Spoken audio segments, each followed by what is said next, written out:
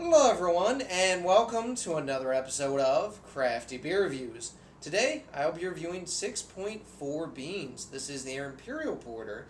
And if you guys remember, about 2 years ago, they came out with a beer called 3 Beans, which was also an Imperial Porter. They used Romano beans, which is used for mouthfeel. They were using cocoa nibs as well as cold brewed coffee. Well, they finally rebrewed that beer after 2 years, but this time they've also added Madagascar vanilla beans, hence the name 4Beans. So very cool stuff. This just hit Ohio, so this is very, very fresh. Without further ado, let's go ahead and check out the aroma.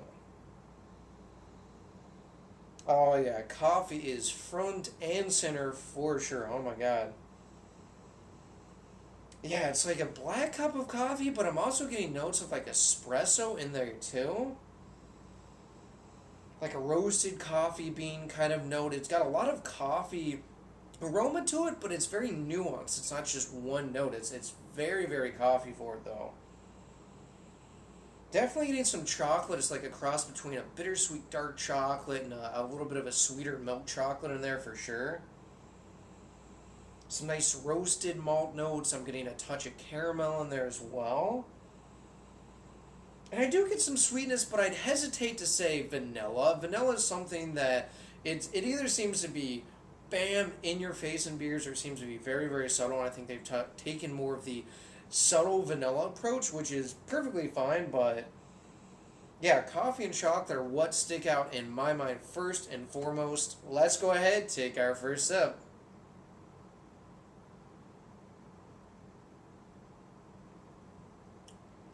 Oh, that's nice. Up front, just like in the aroma, I'm getting a ton of coffee character right off the bat. It's like black coffee, but again, there's that kind of espresso note in there too. It's really, really deep and rich. That is damn good.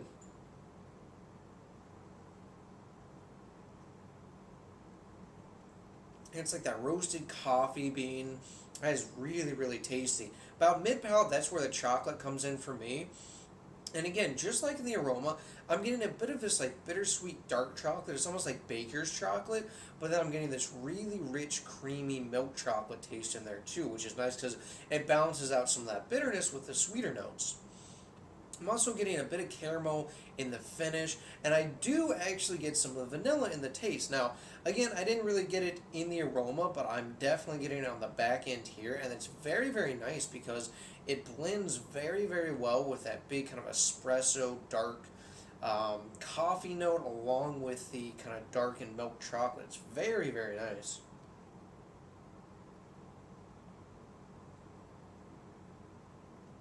Yeah, very well balanced too because you've got these darker bitter notes like the dark chocolate, the espresso, the black coffee, but then there's also these sweeter notes that really just balance it out quite nicely. The vanilla, the caramel, the milk chocolate. I'm really, really digging this one, and it kind of goes back and forth.